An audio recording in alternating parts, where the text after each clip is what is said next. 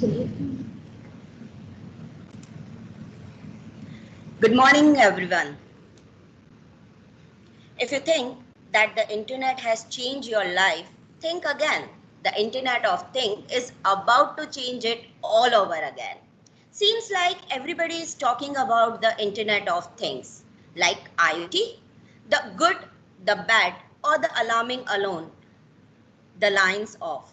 It's the beginning of machines taking over the world. The Internet of Things is already transforming our homes and the workplaces.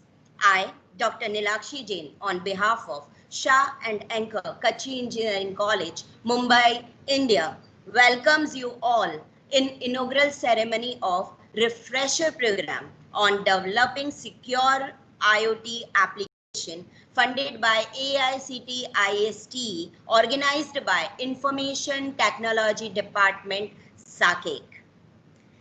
As we have our Indian culture to seek the blessing from God before beginning with any event. We all pray to God good health for all in this pandemic time. Prayer is talking to God, create whole world. So let's start our event with the sense of Indian culture again. Atithi Devo Bhava. It's a great pleasure for me to introduce our esteemed speaker and dignitary for today's inauguration. We are really honored to have with us Mr. Ramesh Menon, sir, Chief Architect at US Federal, CTO at IBM US. All participants and the dignitaries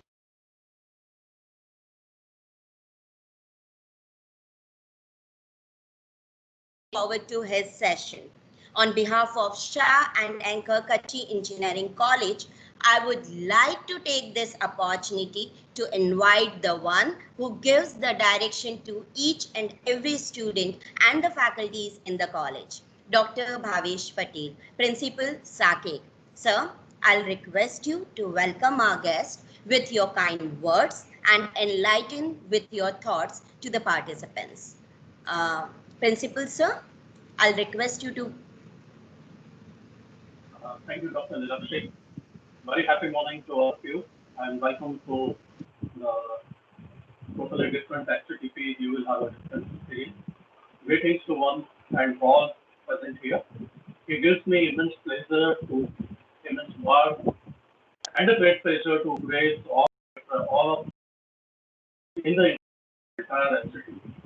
It gives me tremendous entertainment to be presenting the welcome speech among the most experienced and achieved personalities who have won across in the respective field, especially Mr. Ramesh Menon, who has spared his valuable time in a very short notice and agreed to give the keynote session and sharing his valuable knowledge that he is doing a research in the similar area.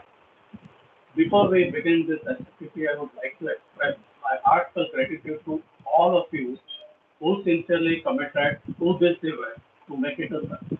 This event would have been impossible without the support of each and everyone present here, specifically the two personalities, Dr. Desai, Chairman of ISP, who have been kind enough to take us to AICTE and having been funded this program, and Mr. Menon, whose knowledge is immense and you will experience in a very short in.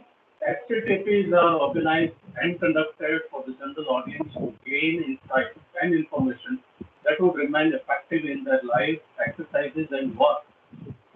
Each topic for discussion and debate for this HTTP was chosen keeping in mind the interest of the youth. For this activity, an individual is given a platform to gain understanding, focus, and essential aspects of the skill quality, attitude, and provide practical skills as well as the frequent changes needed in a cutting-edge technology. As we have been witnessing, the Internet of Things have changed the life as divided us. Many examples during this pandemic even that the new inventions are being made too smooth or easygoing of the human life, which has changed the entire vision and mission of lots of organizations and the human being. So one of the best example I can cite that we are using touchless sanitization machines, which are using this technology. And there are ample of applications which can be made using. So IoT applications can be built, but in this HTTP we'll learn how to secure it and building a secure IoT application. The schedule of the HTTP includes encouragement and discussions by the esteemed speakers. I thank again ISP and AICT and all the speakers, also the team who has been working from long time to make a success to this HTTP. I am sure to all of you that this HTTP will be profitable and fruitful to everyone present here in terms of knowledge and which will be utilized for lifelong. Thank you one and all. Thank you. Thank you so much, sir. This topic is going to deliver by a person who is the chief architect at US Federal CTO at IBM US. Our speaker specialized in healthcare solution, management consulting, cyber security, cloud computing, artificial intelligence, digital transformation, organizational design. So, all please welcome Mr. Ramesh Menon sir to give the session. I'm very sure this session will be the best techie session for all of us. Before hand over to our speaker, I have few announcements for the participants. All participants, if you have any query, please write in the chat box. Frequently asked questions will be asked at the end of the session. Also at the end, feedback link will be provided in the chat box. Participant will receive certificate based on the info provided in the feedback form. Hence, please mention your name and email ID correctly in the feedback form. Now, I'll request our speaker, Mr. Ramesh Menon sir, to take over and please start the session. Thank you, Dr. Jain. I think you can hear sir. me, right? So let Yes, me sir. try to share the screen. Hello, Dr. Yes, Patel. sir. Hope you're all doing well. Good morning, everyone. So I'll try to keep it simple, not waste too much of your time, share some of the points of view, what are going, science going, and what we can all do collectively to make this a better place. So let me see, share screen. And Chetan, you may have to guide me somewhere if I get lost. Okay, once the screen. Sure, sir. Can you all see my screen? Yes, sir. Okay, good. So let me. Sir, I'll request you, can you please keep the PPT on full mode as well as you can keep your camera on. You want to keep the camera on? Let me see Yes, where it sir. is. Yeah. I have to search for the camera now. Hold on.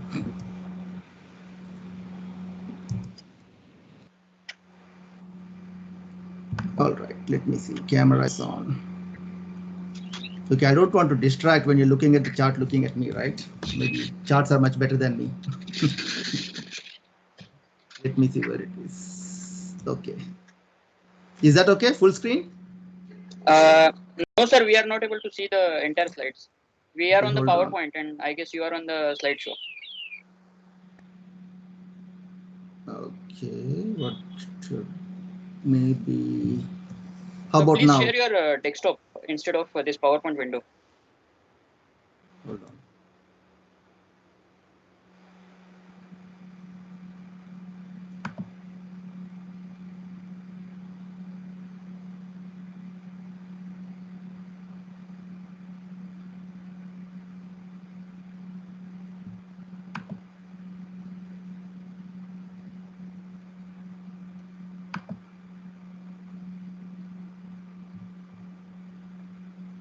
Okay, I get what you're saying. Okay, share the desktop instead of the window. Okay.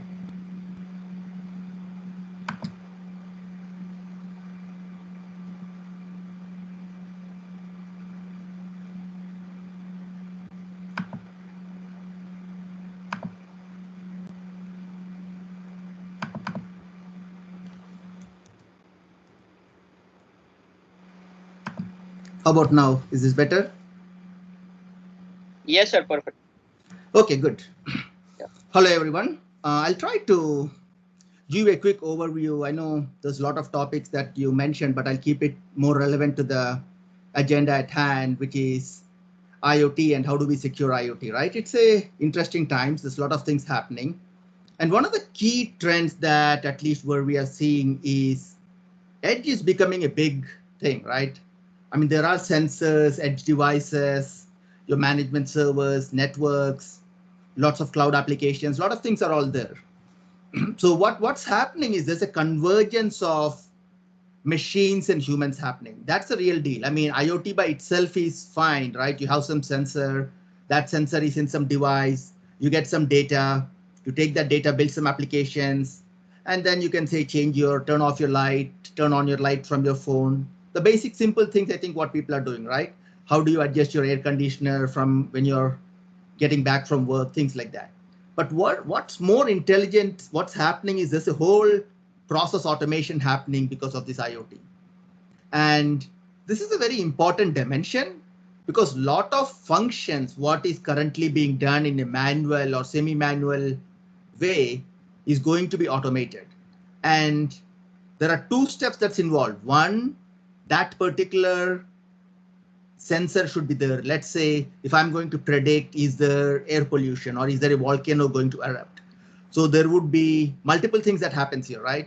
Maybe there is a drone that some scientists would send towards the volcano, understand the amount of sulfur dioxide and carbon dioxide that's being emitted, and then understand the carbon isotopes, all those things sitting remotely, right? So what happened there? There is a device that goes to the place where there's a defect happening. Maybe let's say it's a chemical plant leak or something, right? Maybe simple area, safety of the equipment or plants. That's more reliable, simple use case. I mean, I live near a volcano, so I give you an example of volcano, but maybe it's not that relevant for you, but the concept is still very similar. How do we understand the data? And data can be anything. Data of a motor, data can be the temperature of a device, data can be the amount of some pollutants in the air. So anything could be data. Data could be the pollution in water. So that's the problem. Now the question is, how do we measure that, right? That's where the sensor comes into picture. So the most fundamental thing in IoT is the onboarding of the sensor.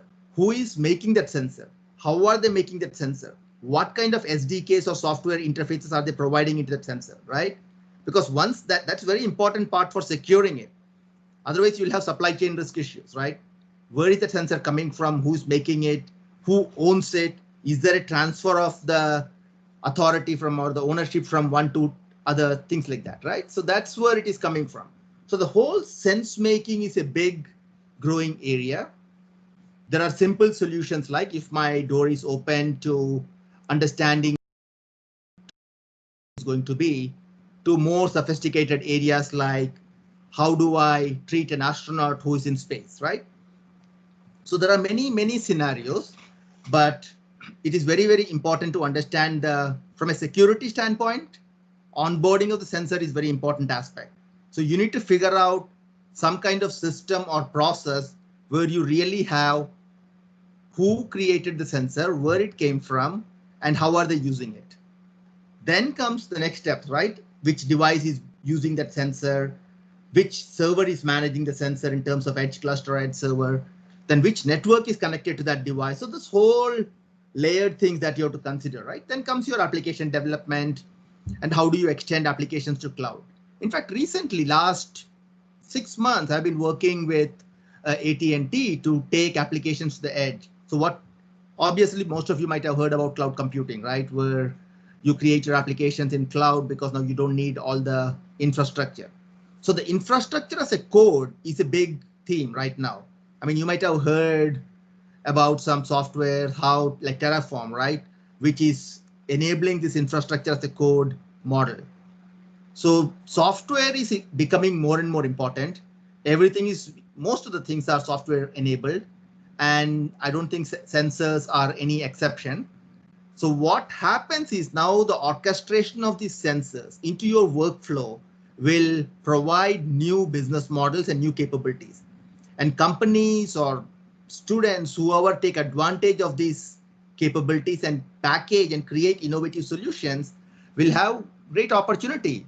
I think McKinsey predicts this to be somewhere between 3 to 10 trillion in economic value, subject to ability to interoperate your capabilities, right? Interoperability is always tricky because every company makes their solutions.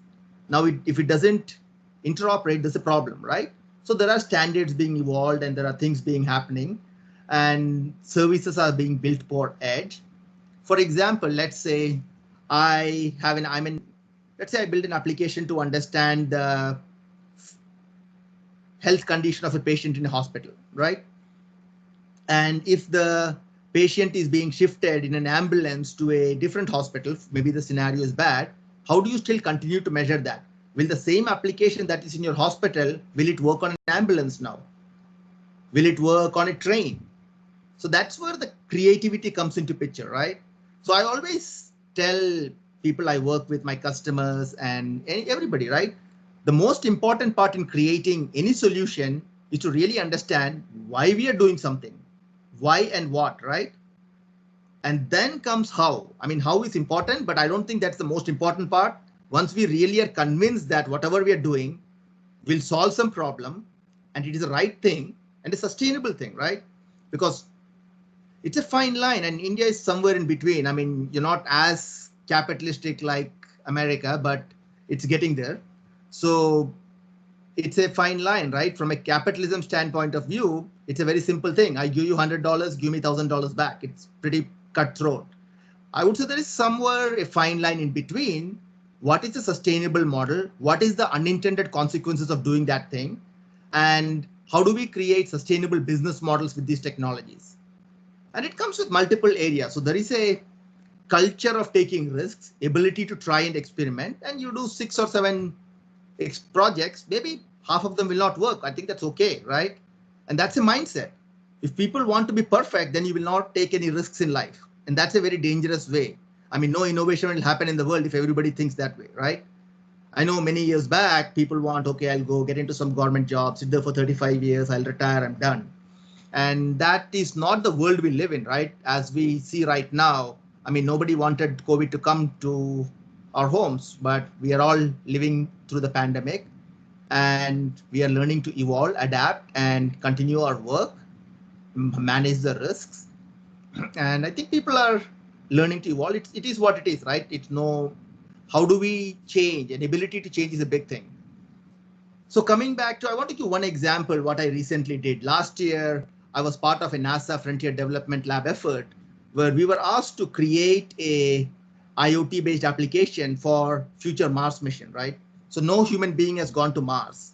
And it's an interesting thing because the reason why we are doing this project is the data transfer from, so understand certain things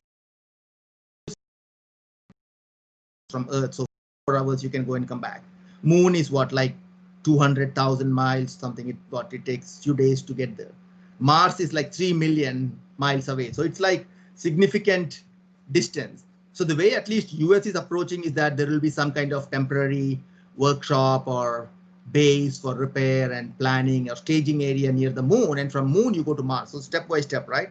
I think we're planning to go to moon next year, I believe, the Artemis mission. So what happens, we were trying to create a edge AI application that will understand the oxygen saturation level, the heartbeat, ECG, EKG, all the parameters of the astronaut and tell them when they should rest, when they should sleep, when they should eat certain thing. But the real challenge is, how do I train my AI model when no human being has gone to Mars, right? That's a very interesting problem. Yes, I have a sensor. There's a company in Canada, I think it's called Astroskin. They give me the dress what the astronauts will wear, and that has all the sensors. You can collect some data, but you cannot. So just take a step back, right? So I have to create an AI, take the data from the sensor, create an AI model that will understand the anomalies, and then you make some recommendation what the person should do, right? That's basically how you create any edge application. So here the challenge was I didn't have the data. So we had to create some synthetic data to do this. And what happens here in these kind of scenarios is it's a lot of creativity involved. There's cross-functional teams involved. There was a team from Cambridge University in London. They were very good, actually. The Cambridge was really good. The company from Canada that make the astrosuit, IBM did some AI work, and we were able to create fairly sophisticated patient monitoring system for the astronauts. Probably it says 3 to 4 months time. And but here is the real challenge. You have to think yourself, how will you get the data, right? I mean, most people think in terms of, I made a device, my device can measure the oxygen level, I'm sending an oximeter, and you do what you want.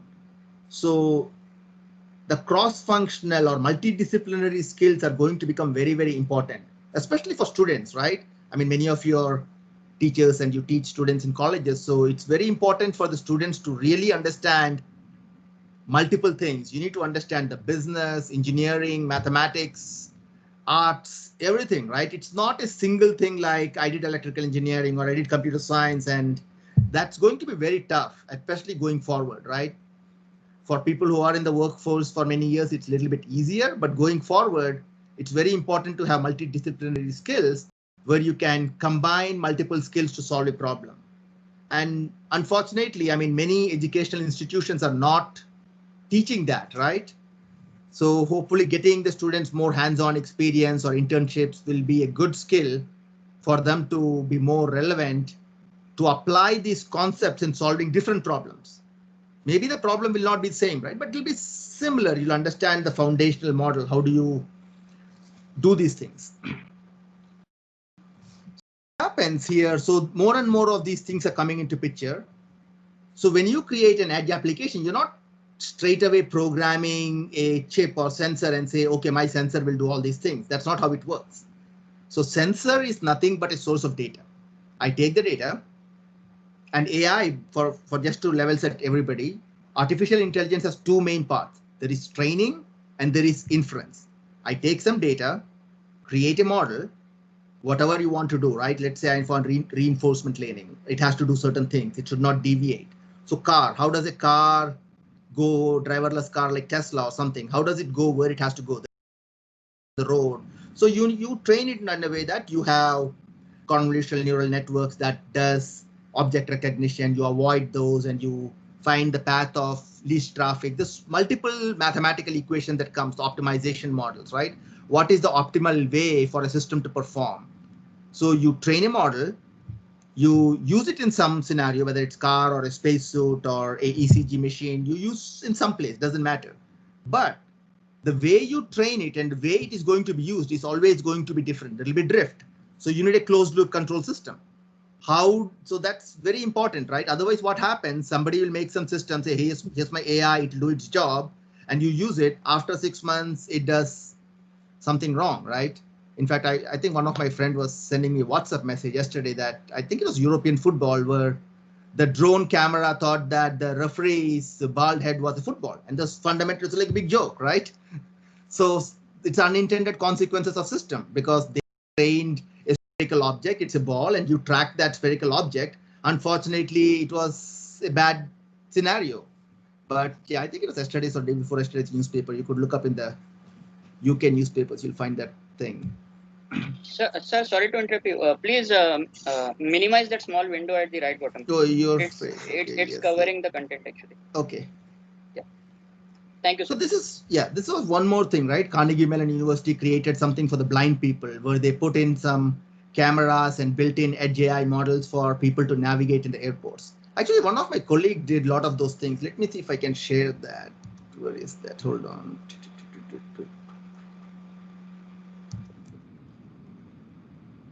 Show you some video first, so that will be more helpful. Yeah, this is my colleague. She's in IBM Japan. She's an IBM fellow, and she's blind, but she has done so much for the people. She actually created a Braille internet with Braille. And let me play this. I won't play the whole thing. I'll play probably 4 or 5 minutes, but at least you'll get to feel what it is. And let me know if you can hear, okay? I'm going to play this thing. I'm more independent, but it is still not enough. For example, when I approached the stage just now, I needed assistance. My goal is to come up here independently, and not just here. My goal is to be able to travel and do things that are simple to you. Okay, now let me show you the latest technologies. This is a smartphone app that we are working on. 51 feet to the door, and keep straight.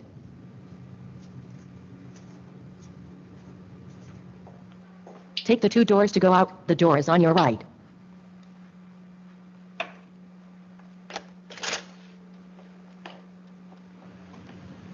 Nick is approaching. Looks so happy. Oh, hi, Nick. Hey, Chico. Where are you going? You look so happy.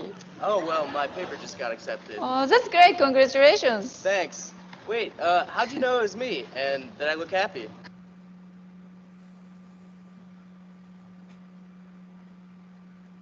Happy. Hi. Hi. He is not talking to you, but on his phone.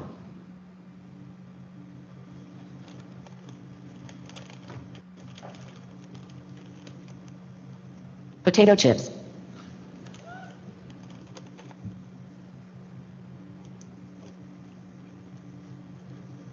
Dark chocolate with almonds. You gained 5 pounds since yesterday. Please take apple instead of chocolate. Approaching.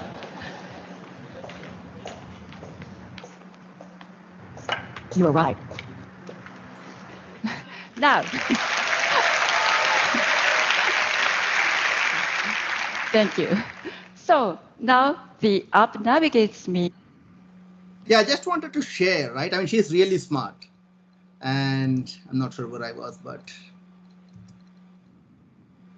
okay, I think I'll come back to the presentation. Where were we? I hope you heard it, right? Was the voice clear? I know Yes, it's sir. tricky. It was Okay, pretty good, clear. good, good, Yeah. good. Yeah, Chico's good. She works in IBM research in Japan, and yeah, she's really good. You should actually invite her to speak than me. I mean, she's much better than me, frankly speaking. And yeah, there's no limitations or anything. There's one more thing I can show you. This is something we were working on for secure reinforcement learning models, right? So there is typical standard reinforcement learning model. This is simulation, right? How do you test which sensor is good? So this is something we use for testing the sensor, and this is more for like Amazon's drone delivery, right? How does that work? So let me see if the simulation works, right? I think you can see my screen. So this is called verifiably safe reinforcement learning. So reinforcement learning, basically it's the same thing what driverless cars use. You avoid obstacles and get to your location. But what's the difference between safe reinforcement versus normal reinforcement? We'll compare. Okay, let's see if it works. Let me see next.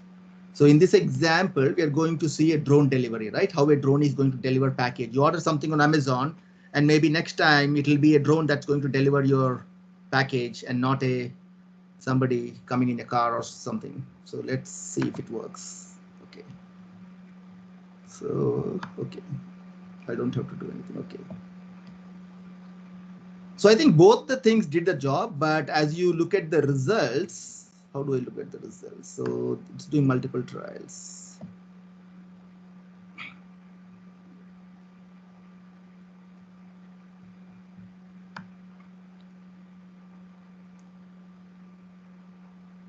So obviously the secure reinforcement learning is much better because you're looking at every single component in the drone, the sensor, is it trusted sensor, and you're also like looking at look at the results here, the summary. So the normal reinforcement learning, we had one violation and unknown, right? Like if you're driving, somebody comes through between a bird flies or something, right? Those are dynamic violations. But in the secure reinforcement learning, the verifiably secure reinforcement learning, it pretty much there's no violation. So it's much more effective models. So it's not just about doing the job. The mathematics behind that is equally important, right? That's where it becomes very useful for students to really understand the math behind all these sensors. What exactly is the sensor doing? What is the optimal way of doing the things? What are the optimization algorithms? And it's a bit tough. I'm not saying it's easy, but I mean, they have to start thinking in that way and collaborate with appropriate experts, right? Maybe I'm not saying everything has to be done by one person. It's a teamwork, but there are multiple things what happens here, right? You have a convolutional neural network to identify object detection. Then you have some other things like that measures, is there anything else going on? There is similar things we did for visualization of signals, right? So it's the same thing. You have a data. How do you present that data? And next step, I think what people are doing is for the AR, VR applications where you're moving the workload onto the edge network, right? So you can shift save the battery power and all those things. So that's one more thing. Yeah, this is, I think I was reading this today morning. I thought, let me put it. I don't know if you guys saw it, but this was something where the scientists from Cambridge were using a drone to understand the, I think it's really play it and waste your time because let me see the time. Okay. I'll send you the links. Okay. I don't want to keep playing all the videos, but let me go back to my chart. Where was I? Okay. I put a link for the architecture. I'm not going to open it, but there's a reference architecture where we have all the samples and all those things. You can just click it and there's a lot of samples and codes and how it's being done. Did I miss something? So there's some evolving standards. I'm not sure if any one of you were on the NIST call last week, global in the world. So NIST has some interesting cybersecurity standards coming up for IoT. It's called NIST 8259. So that's something you can start. I mean, NIST is pretty good. You can look at NIST.gov and they have a lot of standards and guidance. And this is probably one of the best standards development bodies in the world outside of ISO and IEEE, right? So I think these are fairly good. They do a lot of testing, work it out, and really focus on the key things, right? The device configuration, the data in the devices, the access, who's getting what, right? Things like that. And we use those similar standards body architecture and create solutions, right? That's what IBM, Microsoft, Google, we all do, right? What does it mean? What do you offer to the people who need? So this is typically gateways where you get MQTT or certain kind of data format. You manage the device, collect the data, put that data in some kind of cluster or enclave, provide API access to that, who needs what, like the temperature data, weather data, traffic data, flight data. So there's different types of data, right? So unless you really know what the data is, I mean, the census doesn't make any sense, right? So it's really important to understand what are we doing, why are we doing, then comes how do we do it? And there are standard reference models to do that. So hopefully it gets you a rough idea what it means, right? So I know people go deep into the protocols and things, that is important, but that's only one part of the thing, right? Same thing, do I need a blockchain? If there's a group of 5 partners, they're making some car and the engine is coming from some place, the electronic control systems are coming from a different place. Maybe the LiDAR camera is coming from a different place. Do I need a blockchain network for supply chain assurance? Maybe it's a good idea, right? So there are many ways to do it, but again, I'll go back to why are we doing something, and that's more important. Then comes how do we do it, right? But there are standard ways to do it. This is something we use on our standard reference architecture with this proximity networks, and you connect to the cloud, or you can move it to so this is traditional IoT applications. You collect the data, get to the proximity network, upload it to some cloud, build your applications, and then the users will access the cloud applications. What is missing here is I would extend the cloud applications to the edge. There are things like end-to-end of the solutions where management, cloud management in some kind of management hub, right? So where you have the edge agent is combined with some kind of container runtime, right? If you have some kind of edge cluster agent that is using some kind of Kubernetes platform or something like that, right? So Linux is a good platform. A lot of things happen on Linux platform in this case. And now the question is, how do you manage the edge nodes and the edge hub? I mean, some companies have created products, like in IBM, we have something called Edge Application Manager. It's a software product. It is primarily used to manage all the edge devices and integrate with the cloud like AWS or Microsoft or IBM, any cloud, doesn't matter, right? Which has some basic capability like switchboard, exchange, agreement bots, and all those kind of things. So you manage the system state, is my thermostat on or off? I don't know if you saw in the news yesterday. So Google thermostats can now measure when you have to change your air conditioning filters and all those things. So there's a lot of things happening here, right? These are some of the tools. I don't want to get into details. If you want to build hands-on things, you can go get those tools. But I think that's all I wanted to share. That, I mean, it's an exciting area. A lot of things are happening. 5G is definitely a big area. A lot of people are doing 5G. I mean, we are personally doing 5G, primarily creating private LTEs. So what happens is you build an application and you want to extend it to, let's say, campus. So I can create a private 5G LTE network and deploy that application on that private 5G LTE. I'm not sure if Jio or someone is working in India on that, but AT&T, Verizon, T-Mobile, all the large European and American companies are doing it. And it's very important to extend the application to edge, right? Especially if we create some application for contact tracing, right? I think some of your students have done that in Saket, which is very good. How do you extend that to different colleges and universities? You can say, okay, put it on this network, and then it will do its job within that campus. So that's where it works.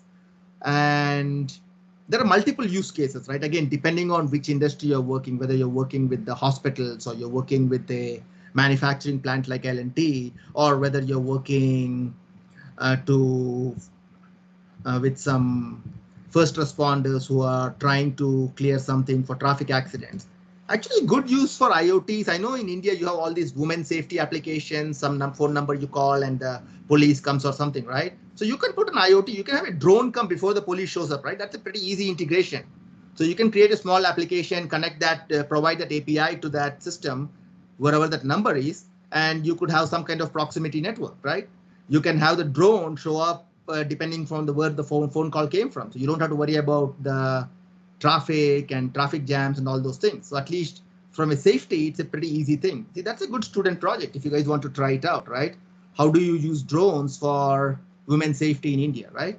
Especially around the vicinity of public places like railway stations and bus stations, you could have something, and then that could be the real-time streaming data into some kind of command and control structure, like police control room or whatever. So that's an easy thing. I mean, that's a good use of IoT. So I think, yeah, with that, I don't have anything else. Now let me figure out how to stop sharing, okay? Stop presenting, okay. All right, does anyone have any questions? I think I briefly covered the IoT part of it. I mean, of course, you can ask me any other question on any other topic, that's fine. Thank you, Ramesh Menon, sir, for an enlightening and entertaining presentation on the right way to introduce AI and IoT. We really have a fascinating area clarified. Now, we have few questions for you, definitely. Why is the IoT, Internet of Things, an important tool for the digital transformation? That's a very, very good question. I would say data, right? What is driving the future growth, future business, future revenues? I mean, most of the jobs in future will some way or other be connected to data. So data, this is a new source of data. If I can automate that process, right? Maybe it's a machine driven process, but if I can automate that, and that is where the value comes from, right? So I think 2 years back, I did a project in my lab for a IoT project for a 3-phase induction motor, I guess, to automatically notify the technician when to come and do the servicing of that motor and when to change the ball bearings. So we had very sophisticated orchestration of these devices, and you collect the data and then you put some I think it was what, Tivolo, there's a messaging system which is connected to the technician in charge of that particular group of motors. So there's an assembly plant. I think there's 6 assembly lines, and each assembly line had like 4 or 5, 6 motors. And this software system, IoT application, was monitoring how all these are going on. And there's a main dashboard where you can visualize all these things. So an important concept is now you can take your physical world and put it in your virtual world, right? I can sit in US and monitor your factory in India, every single machine, how it is working, how much RPM it is running, how much voltage it is taking, what is the efficiency of the motor, what part should be replaced when, right? So all those things are happening now because of IoT. And that is the same way data centers are managed, right? If you look at the admin ratio, right? In the past, you had what I think one admin will manage 20, 30 servers. Right now, I think one admin is going to manage like 2,000, 3,000 servers, at least in most data centers. So all those things are happening because of sophisticated orchestration and ability to predict what is going to happen, right? If you know that I need to service my elevator, actually we do that. IBM does this work with Otis elevators, right? So before, so typically every 6 months, somebody is going to come to service the elevator or change your AC filter. So those things are now more predictive. You are monitoring the performance. You are getting the performance characteristics and data. So that data, right? So you ask, why is it important? Ability to take that data and do some sense making out of the data. That is the value. So question is, what additional data is my sensor providing and what can I do with the data? I think those are the questions you should be asking. Yeah. Right? I mean, it's all about data. Ultimately, the digital transformation is all about data and automation. There's only two parts here. Number one is data. Number two is automation. Yes. Okay. Thank you, sir. So we have one more question from the audience side. That what all can be the research area which we can pursue in the field of IoT? I would say the most important thing is the security, right? If you have weak device, I mean, it's concept of security is very same everywhere, right? You have vulnerability and exploit. So understanding the vulnerability is the first step. And if there is any exploits, you patch it. I mean, that's the many times people don't know there are vulnerabilities in the system. Yes. Right. That is where you follow some standards, right? So following the guidelines from NIST or IEEE, having a standards-based manufacturing is always good. Then it's not like I got something from my local store, bid something, and now you tell somebody to go install it. And when something goes wrong, let's say that particular device is used in an ATM machine. Suddenly the ATM machine is emptied out by some hackers. Yes. Right. So you need to understand every single component in a system and really at depth, right? What software, what version, is there vulnerabilities in that version of the software, and patch it up, right? So I would say the easier way, yeah, you can do everything ground up like what I'm saying, or you follow a predefined reference architecture, which IEEE or NIST have provided, and ensure the onboarding, right? Onboarding of the sensor is very important. If you're L&T, you're making a control panel or breaker, these large control panels and circuit breakers, right? Where is each and every part coming from? Do you know? You probably don't know. Most people don't know, in my opinion. Because you buy through a supplier, they go through somebody else, they go through somebody else. Eventually it is made somewhere in some remote part of China. Yeah. So we have one more question, like what kind of security measures are at present deployed in IoT devices? I think when they are at home and they are connected with their own IoT devices, what all security measures they all need to take care of?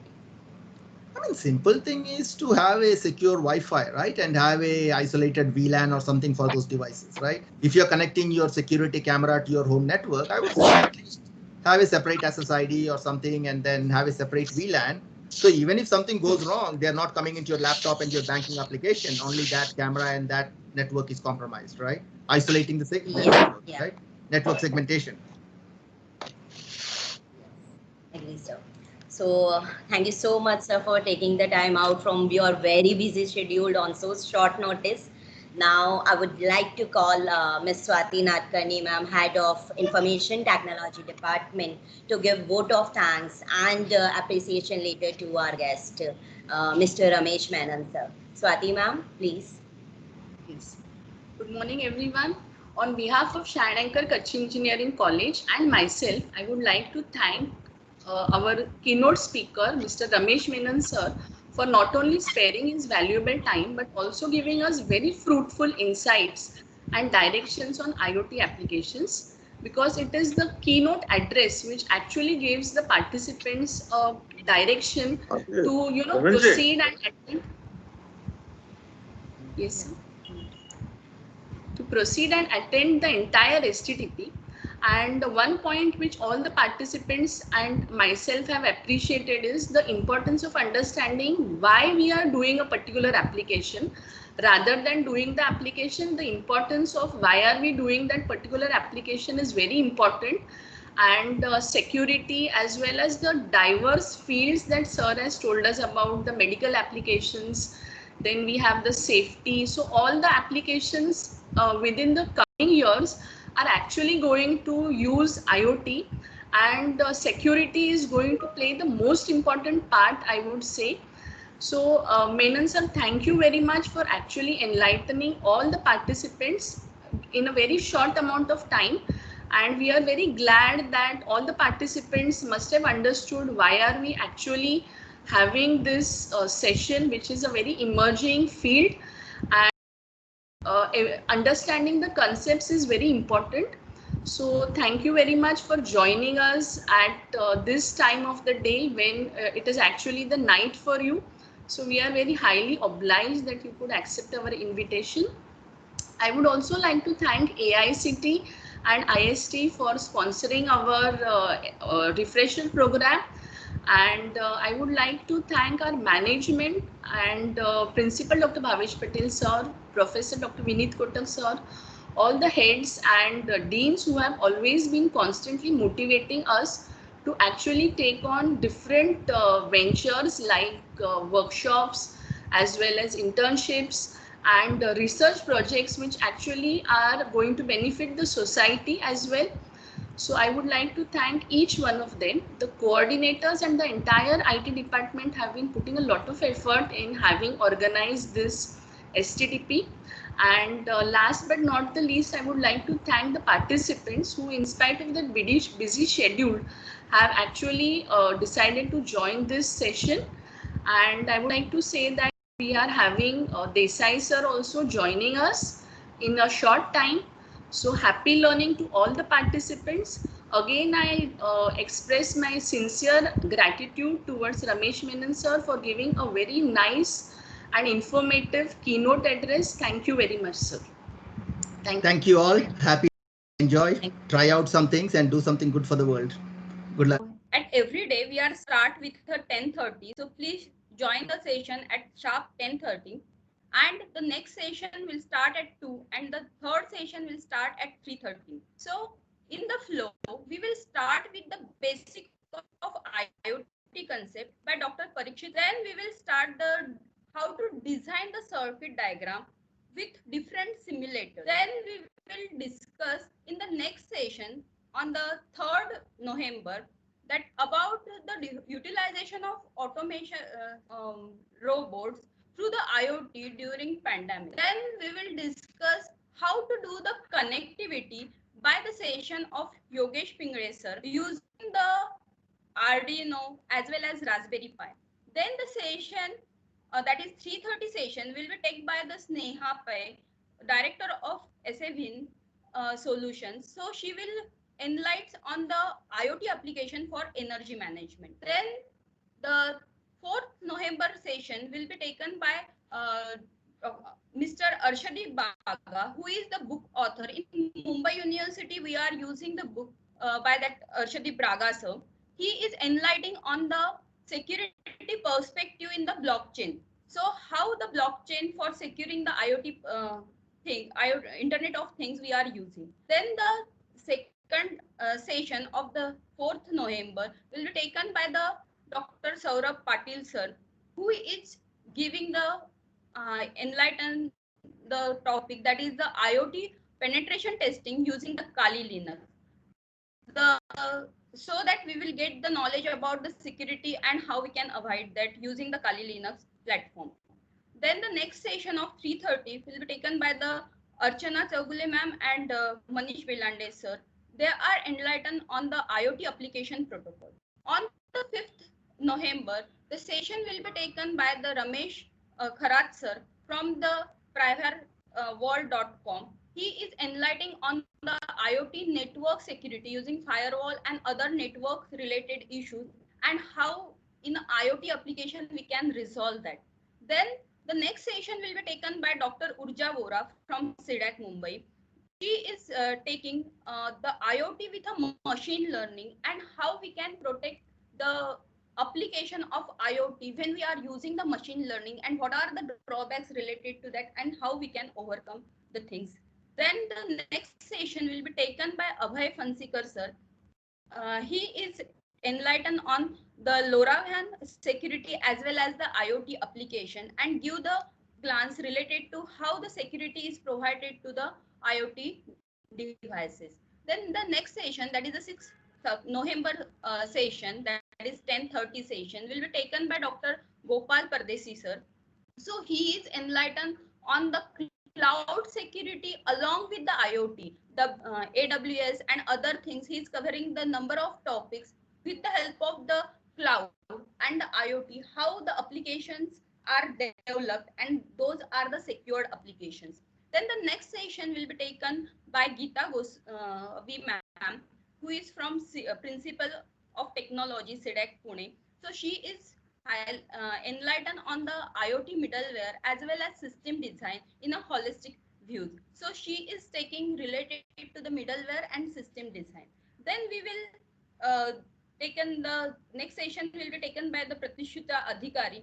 So as the AICT and IST is given the instruction, according to that the yoga and mind relaxation is important. That's why we are keeping this session. Then the next on the 7th November, the session is conducted by Anjali Evle ma'am, and she is taking the working with a Kuja simulator to develop the secure app. And the last session, which is giving the overview of related to the emerging trend in IoT by the Anita Chaudhary ma'am.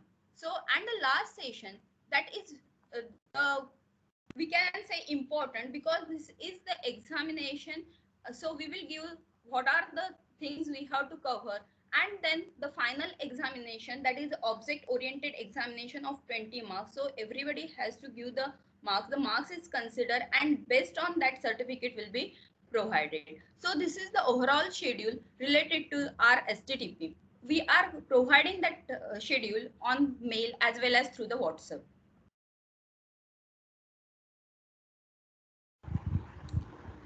There is a question from my side as a participant. Okay, now I'm asking as a participant, what will be the format of the test format, or the what sort of questions can anybody who doesn't have a knowledge after attending the STTP, will he or she be able to get good marks in the test, or how do we manage the test? Can you give insight about the test or the evaluation which will be taken on the last day?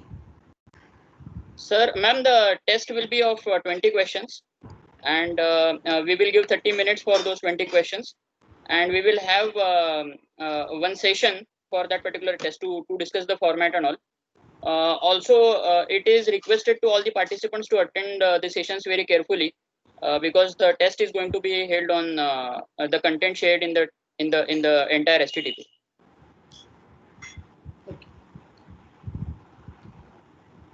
And per session we are conducting the feedback, so we are posting the link on WhatsApp as well as in the chat box. So after every session the participant has to fill the feedback form. This is feedback including the attendance.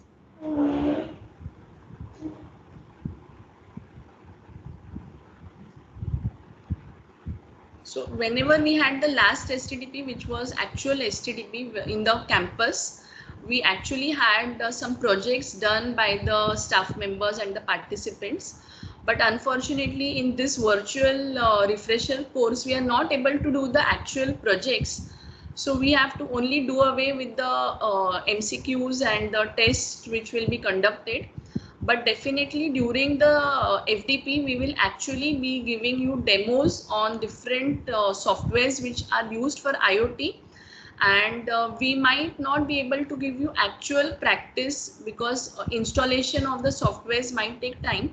But definitely whenever the participants have some questions in their mind about how to install and how to do, we will always cater to their questions offline, and we could actually have good networking amongst the participants as well as the coordinators and the team, so that by attending this FTP, we can actually have the participants to have good knowledge about the subject as well as develop some good applications which will not only be secure but also sustainable.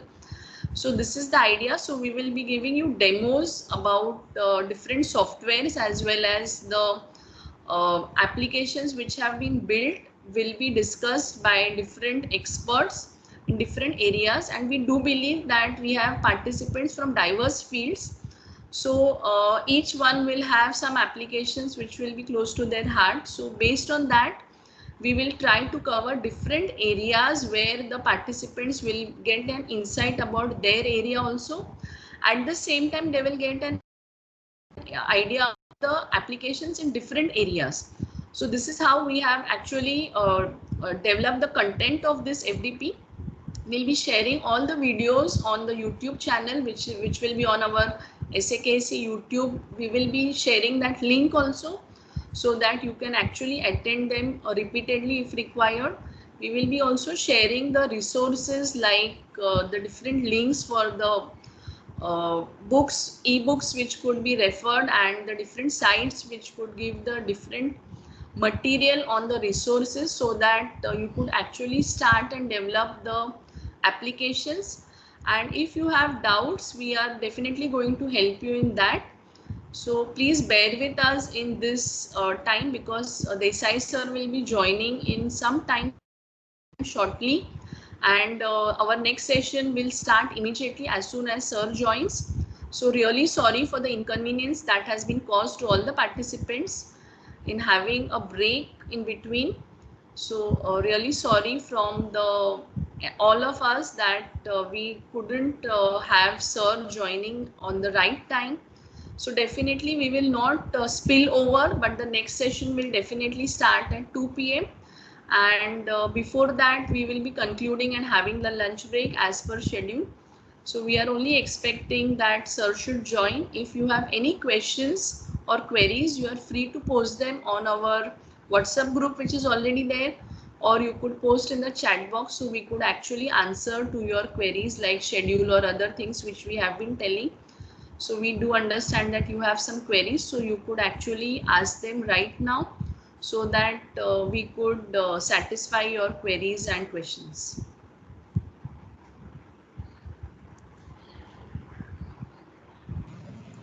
Hello, everyone. In the SACIC, even we all are working projects based on IoT. So there is a latest topic on which I would like to talk about. I'm Dr. Nilakshi Jain, heading research here. So in the June, we have collaborated with the international company, and Ramesh Menon sir, he is mentoring our students.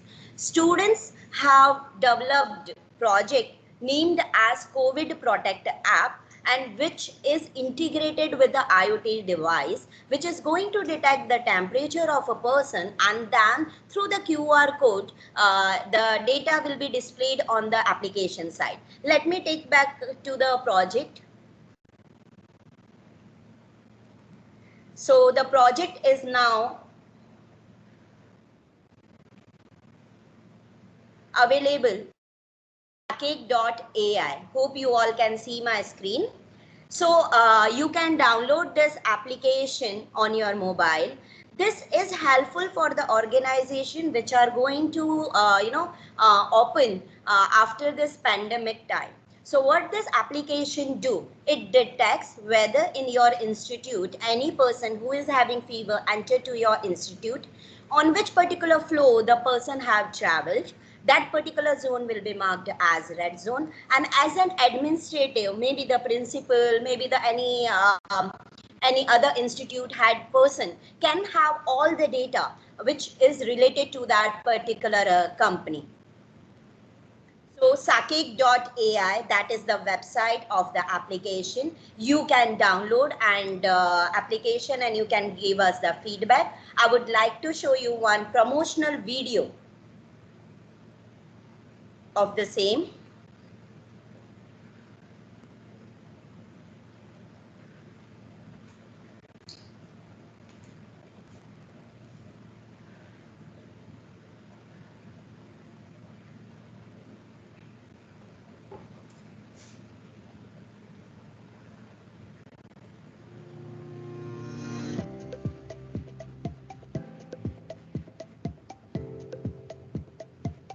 So guys, as you see, you will see so many applications along with the doctor contacts. You can contact the doctors. You can have the consultant which will be there with the application. You can free of cost, you can connect to them. This is really very helpful when so many institutes are going to open after this pandemic time.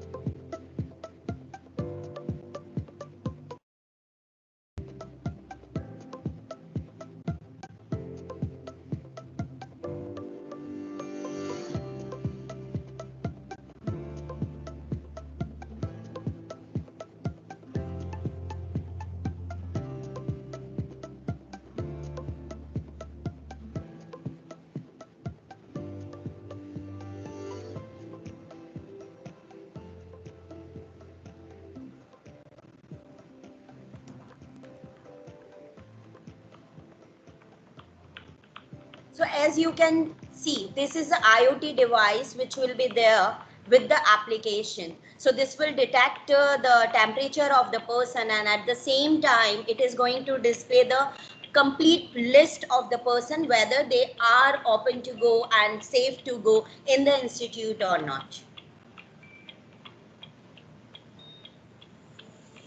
Not only this one project, we have many projects which are based on IoT. So if you know, if you two people have worked on the same area and similar kind of the projects are there, we really like to welcome, and you all can share the things.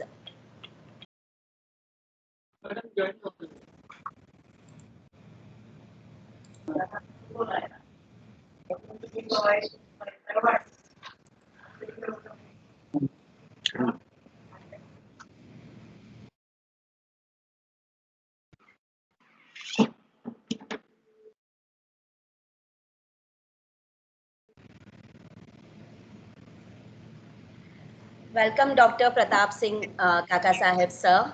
I'm really very honored and to introduce to you, and you have joined the session about Sir Dr. Pratap Singh Kaka Sahib, sir. He is the president of Indian Society for Technical, New Delhi. He has completed his PhD from Shivaji University, Kolhapur, and he has completed master's degree in mechanical engineering, masters of business administrator.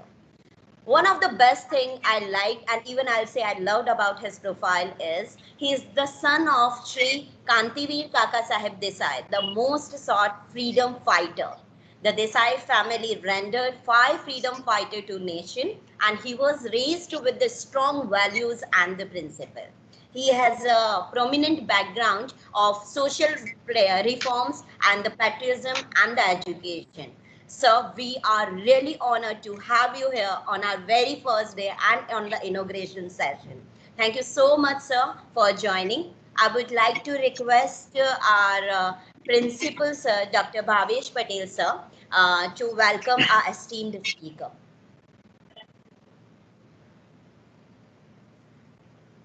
Sir. Thank you, Dr. Nilakshi. Yeah. Very good afternoon to all of you. It is really a glorious moment to extend warm welcome and the wishes on behalf of SAKEC. I want to convey my heartfelt gratitude to Dr. Desai, Chairman ISA, for accepting the invitation and presiding over today's function at the FDP on IoT. It is an opportune moment to refurbish and debate upon the problems of mutual interest with our esteemed speakers from industry and academia. The STTP schedule brushes upon a spectrum of exciting and benefiting themes that discuss the various aspects of IoT. On behalf of my institution, I welcome all the participants from various parts of the country who have made it to this STTP. This STTP would enlighten all of us present here on the importance of IoT and various approaches and how to use it, as well as for our future generation. There are many examples on IoT which we can give, which has changed our life from 360 degrees. I thank AICT and IST, specifically Dr. Desai, for funding this program and helping the participants to learn about the Internet of Things.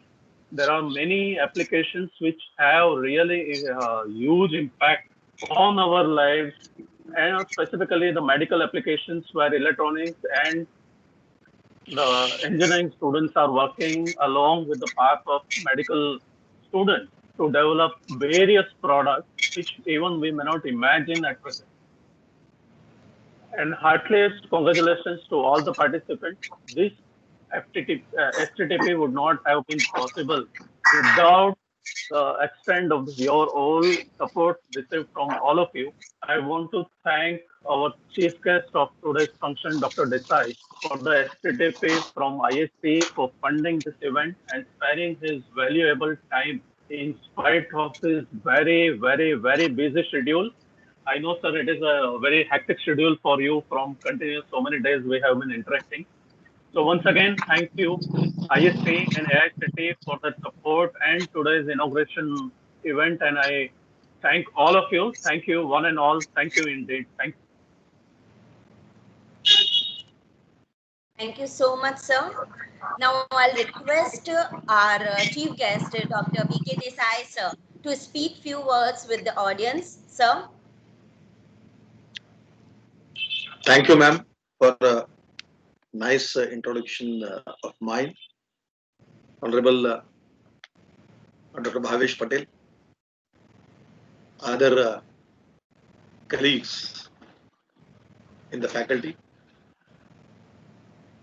dear participants, ladies and gentlemen.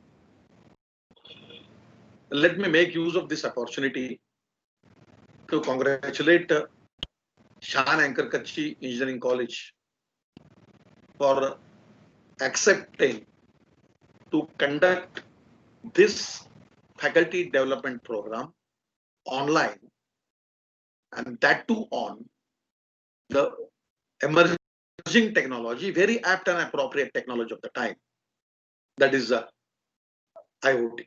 It's related to the IoT. We all know that the things are changing. The research and innovations that have taken place in the last 500 years, that have not taken the research and innovations which have not taken place in the last 500 years, have taken place in the last 50 years. The research and innovations that have not taken place in the last 50 years have taken place in these 5 years. And the research and innovations that have not taken place in the last 5 years are taking place in these 5 months. So that's the pace of technology. The pace of change of technology. It's phenomenal. It's unimaginable. Technology is changing at a blink of eye. On an average, every 6 months there is a new technology. I'm talking about the core technologies. See, every day, 100 new models of mobile phone are coming into the market. So technology is changing at a very faster rate, and industry has to change with that. Only if industry does not cope with that change, that industry is being thrown out of the market. There are classical examples of Nokia, even Kodak, many, even BlackBerry and all. As they couldn't cope themselves with the changing technology, they were thrown out of the market. And therefore, it is forced, it is binding on the industry to change with the technology. And as technology is changing, their expectation about the human capital are changing. The traits, qualities, abilities, an engineer should have, that is also changing. That is also changing.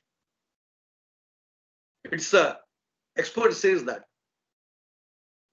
almost 70% of the jobs in the market today will vanish in the near future.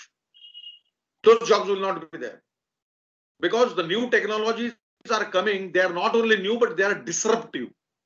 They are replacing the technologies existing into the market, and the trained manpower on those technologies, that becomes absolute. And it is said that more than that, if 70% of the jobs are vanishing, the jobs more than that will come. But what new jobs will come, nobody is in the position to predict. What quality of engineers, the engineers knowing what trades, what skill sets are required is not yet known. I think it's the toughest challenge before all of us to prepare our students for the technologies which are not yet been developed. It's a challenge before us to prepare our students for the problems which are not known. Our situation is more critical than Arjuna. Arjuna participating Draupadi Swayamvara. Arjuna, in that, so you all know that the condition. Looking into the water pot placed before, so looking into the water, he had to target the eye of a rotating fish. Arjuna was in the position to at least see the fish, rotating fish, into the water. At least some idea of direction was there. For us, there is no idea. What technologies are going to come? What problems we need to face? As we have know, this COVID situation has exposed our limitations. In the COVID outburst, we have seen that how our life has changed, how we were forced to the online education system, which we never believed in. So the things are changing and we have to change. I just remember one mythological story on this occasion. Kuber was staying in the Nepal. He was staying in Nepal. And Kuber, every day morning, he used to perform a puja of Lord Indra. And he assigned the duty of bringing fresh flowers for the puja to one of the yaksha. So that yaksha every day morning used to bring fresh flowers for the puja. One year that yaksha gets married, and one day, as it's natural, he wakes up late and comes to the flower a bit late. Kuber gets angry. He says, why are you late? You have created obstacle in my this thing, puja. Yaksha tells him the whole story. And Kuber says that yes, you have committed a mistake, you will be punished. And he orders him to go to the Vindhya range. I think it's near in the Ramtek, near Nagpur, for 1 year, away from his wife. And in that situation, that yaksha always misses his wife. And every day he thinks of sending her message, talk to her. Mobile phones were not there at that time. And Kalidasa has converted his mentality into the poem, beautiful poem. That is Meghdut. So that poem, the theme of the poem, this thing is, he asked, that yaksha asked the clouds, meghas, to carry his message, because in the rainy season, cloud starts flowing from Konkan region, western part, and it goes to northern part. Finally, it reaches Nepal. So he requests the cloud, he imagines that cloud can carry my message to my wife. So that was the imagination of Kalidasa at that time. It's always said that jo na dekhe Ravi, wo dekhe Kavi. The things which are not seen by sun also can be seen by the poet because of his imagination. So Kalidasa imagined that cloud can be used to transfer the messages, to store the messages. I don't dare to claim that technology, cloud technology was there at that time, but at least that sort of imagination, thinking was there. And today we are seeing that cloud is being used, cloud technology is there. Unfortunately, those ideas we couldn't take forward. We have to prepare our students to work with the imaginative mind of a poet and creative brain of an engineer. Then and only then, new things, out-of-box things will come. That will make tomorrow better than today. My dear friends, industry is changing. Industry is changing in the way they are organized, the way they do the business. When I was studying and I was preparing for UPS at that time, I think it's early 90s. I by-hearted the world's top 10 industries. And all of them were big groups. like our Tatas and all, Arcelor, Fords and all. If you look into the world's top 10 industries today, they are all first generation, majority of them are first generation entrepreneurs. Previously, a lot of money used to be invested into the business, a lot of infrastructure needed to be created, and a lot of reputation is to be earned to be successful or reach that position into the business. Today, you don't need a lot of money, you don't need reputation, you don't need huge money to be invested. What you need is knowledge. What you need is out-of-box thinking. What you need is new ideas. So knowledge is gaining a central position now. And I think, fortunately, we Indians are very strong on this component. We are very strong on this component, and it has been already proved in the past. Name world's any leading industry, and you will find minimum 30% of Indian engineers there. Indian engineers are in the driving wagon, technological wagon of the world. But unfortunately, in the recent past, we are miserably failing. And this is because of the accelerated pace of change of technology. To me, there are three important reasons for that. Number one, we are mistaking knowledge with the information. Whatever knowledge, we think it's not a knowledge. We focus on the delivery of the content in more than 90% of the institutions. Whatever we have, we are delivering it to the students. Now the students are millennium generation students. They are not at all interested in gaining the information because they believe that the information is available at a click of a mouse. So what we give is information, it's not a knowledge. When that information is thought upon, when a student thinks on the information, that information gets converted into knowledge. And when that knowledge is used to solve real life problem, it becomes a technology. And I think the job of an engineer is to convert information into the knowledge and knowledge into the technology. And we are mistaking both the things. Number two is the poor motivation of the education. I heard about one survey which was conducted on the students studying in the premier institutions. The top institutions like IITs and IITs and the very top in their colleges. A question was asked to them. What's the motivation you studying in this institution? And surprisingly, more than 86%, around 86% students gave a similar answer. And answer was to secure a future, to get a good job.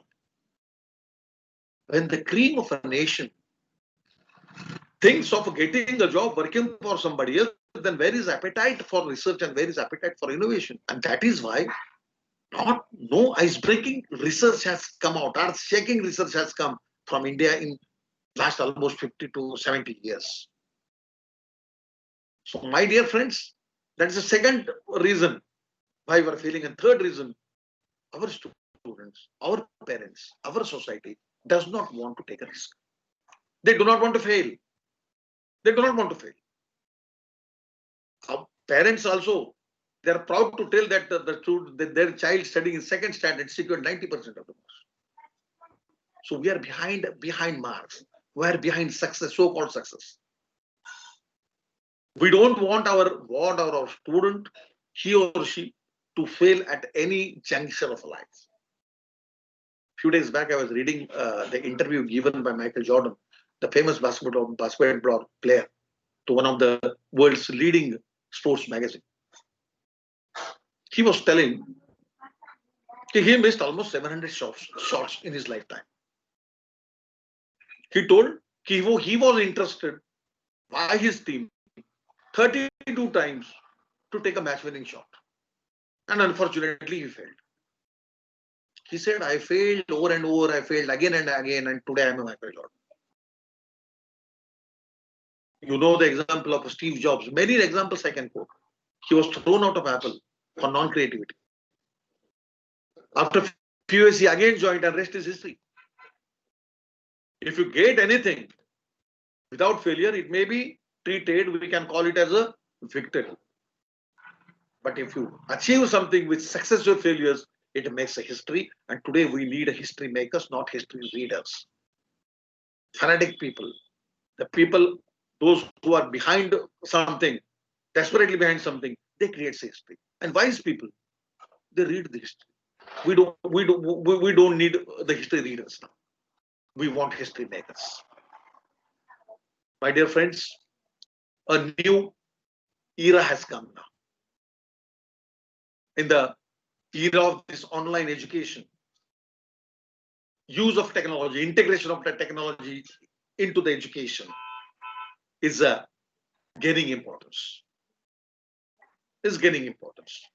And I think because previously we were not assuming or imagining also this can substitute a traditional teaching, conventional teaching. But now we are left with no other option than to go for it. Students are also accepting it. And in this era, I think a new category of teachers, maybe the freelance teachers, will emerge. The success of Baiju and Khan's Academy is underlined because of this. Last fortnight, white-hat people approached IST. They want to join hands with IST because they need 10,000 teachers to teach coding to the students. From where they get 10,000 teachers? Now they don't need them to employ. They don't want to employ them on full regular basis or something like that. Even if you are working in some college, it's okay for them. You spend some time, your spare time, teach their students. Based on the liking of the students, your performance will be judged and you will be paid between 35,000 to 1.5 lakhs rupees. So teacher henceforth may not be working for one institute or one organization. He will be freelance. So here you have to perform. And therefore you have to change the motivation of your this thing also. One story I remember about the Navratnas in Akbar's Darbar. Tansen was one of the Ratna. Tansen used to sing beautifully. Once Akbar asked him, hey, Tansen, you sing so beautifully. Who taught you? He said, sir, Guru Haridasa taught me. He is my Guru. So Badshah expects willingness to meet him. Tansen says that, sir, my Guru does not leave his place Vrindavana. If at all you want to meet him, we have to go there. And Badshah agrees it. One day they went there to meet him. And Badshah requests Guru Haridasa to sing for him. And Guru Haridasa refuses. Tansen says, Badshah Salamat, he will not sing, but I will sing on behalf of him. And he starts singing and commits deliberate mistakes. Guru Haridasa stops Tansen and tells him, I have not taught you like this. And he starts singing. He sings for almost an hour and Badshah gets pleased. And he tells Tansen, your Guru is in many folds excellent, superior than you. Why can't you sing like him? Tansen gave a very beautiful answer that, sir, I sing to please my king, my Badshah. But my Guru, he sings to please the Badshah of the world, the creator of the world, Lord Krishna. His purpose is big and therefore his outcome is best. Therefore, if we work for the better purpose, not to improve the results of the student, not to improve your performance, we have to work for the betterment of the mankind. We have to work for the betterment of the planet Earth. If your purpose becomes greater, big purpose, you will deliver the best things of the world. And finally, this world needs a different type of manpower, skilled manpower. Whatever we are, our students, I don't want to go into the Macaulay education system and its drawbacks. But what we are doing is we are producing the certified engineers. It's expected that in 2025, almost 200 million, 400 million youths will enter into the job market. Out of 400, 170 million from India. If we do not equip them, empower them to contribute in the nation building, I feel we will be facing a huge problem, social problem of unbelievable quantum. And because when you think about the skilled, I'm talking about the skilled population. The skilled population worldwide, US has a 62%, Europe has 68%, Japan has 84%, and Korea is 96%. But India, the skilled percentage of population percentage is 1.96% in India. There is long way for us to. Atmanirbharta declared by our Prime Minister is not only the responsibility of a Prime Minister. It's not just a slogan, it's a way of life. It's a way of life. And I think unless, because Mahatma Gandhi way back has told, if you want to be Atmanirbhar, you have to reduce your needs, number one, and find a substitute for the things which you need, which you are dependent upon others. When it comes to the substitution, it comes to the research, it comes to the innovation. And when we think of research and innovation, our sensitivity to the environment, our sensitivity, our awareness about what is happening around is important. Unless we know what exactly is happening around us, we cannot think of achieving our targets. And therefore, I feel training our students, teachers, upskilling our teachers. AICT has taken a novel decision of funding such programs and believed IST to take this program to the institutions. This is a new thing in the history of FDPs, because all funded programs primarily were in traditional mode, conventional mode. This is for the first time we are conducting in the online mode. We don't know what will be the outcome, but I believe the institutions what we have selected for this are the reputed institutions, and we believe that these institutions will definitely take forward our message, our theme to the stakeholders. Of course, we are going to conduct a impact survey of this after this, but I assure, I'm confident that Shan and Karkachi Engineering College will definitely conduct this very seriously. My appeal to the participants, please do it very sincerely and make it successful by achieving the purpose for it. Thank you. Jai Hind.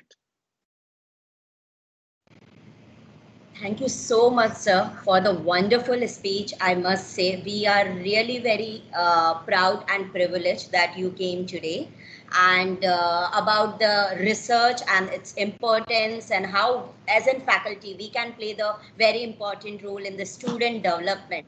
That was fantastic. Now I'll request Dr. V.C. Kotak, sir, our training and placement head, to present the thank you and the appreciation to our main guest. Kotak, sir. Thank you, Lakshmi ma'am. Thank you. I take this opportunity to thank Dr. Pratap Singh Desai, President of the IST New Delhi. Sir, it was really an honor and privilege for us, all of us here in the audience, to listen to you, to get the opportunity to get ourselves enlightened. As truly, it has been told in our fraternity, the academic fraternity, that Dr. Pratap Singh Desai is not just from the family of Deshbhakts, but also he is a great motivator. And sir, today you proved it, because your words actually created that sense of research, the sense of, you actually triggered the nerves of all of us, the teachers, to trigger our students, to actually trigger their thinking knowledge. That was the best part of it. The classical example of Arjuna, which you gave, where he was actually aware of the challenge which he's facing, but you rightly said that we are not actually aware of the coming technologies which we are facing in the future. But at the same time, you rightly mentioned that we teachers should be ready and be prepared by keeping ourselves updated with the current technologies, so that we can actually handle our students towards new heights.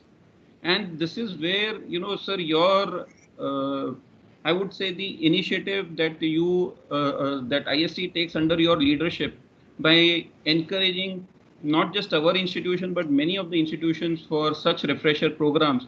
This will really help, and it will be a wonderful outcome which we are looking forward. You rightly mentioned that unless and until we do not trigger our young budding engineers, we will not be able to keep pace with the research and the innovation which is actually happening globally. And that is where this initiative of yours will really help, sir.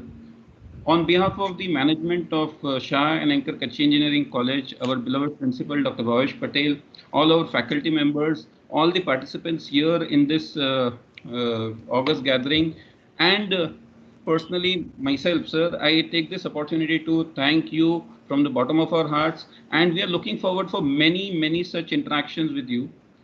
We are aware that you are so busy with so many activities, but still, sir, you took out time from that busy schedule. It was really a great honor for us.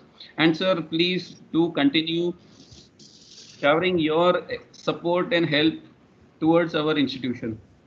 On behalf of our information technology department and our institute, sir, please accept this small token of appreciation from our side. And we'll, as mentioned, sir, that please do keep guiding us in future also. Thank you so much, sir, for being with us. Thank you very much, sir. Thank you. Thank you so much, sir. I also take this opportunity to thank our participants, who have been a patient audience. And as rightly mentioned by Pratap Singh, sir, we assure you that you will really have a wonderful time attending this particular refresher program, because the team has really worked very hard in tapping all the resource persons. The team has really worked very hard in actually conceptualizing the approach so that it doesn't be like a regular conventional FDP or a refresher program. First of all, the challenge is it's an online event. So being an online event, the team is aware that it needs to be something different so that the audience is really getting the best out of it. So thank you so much, audience, and looking forward for a very fruitful interaction from all of you, and wishing you all the best. A humble request, please do give your feedback during these sessions and keep us updated so that there is always a scope of improvisation, and we can always try and improve and give you the best from our side. Thank you so much, all of you, and have a nice lunch, and we expect you to interact with you back at 2 o'clock for the next session. Over to you, Nilakshi. Thank you so much, sir. Thank you, Pratap Singh, sir. And again, once again, thank you so much for taking time out for attending this STTP and enlightening all the participants through this wonderful speech. And yeah, now I'd like to request the webinar, this STTP coordinators to take over. Thank you, Namaste, sir. Thank you for guiding words, sir. Good afternoon, one and all. Here audience feedback link is posted in the chat box. Please check it. Thank you each and every one of you present here. Also, thank you enthusiastic participants. Thank you. Looking forward to meet you all in the next session by Dr. Parikshit Mahalle, scheduled at 2 p.m. So link will be provided through email as well as through the WhatsApp. So please join the next session before 2 o'clock. Thank you all.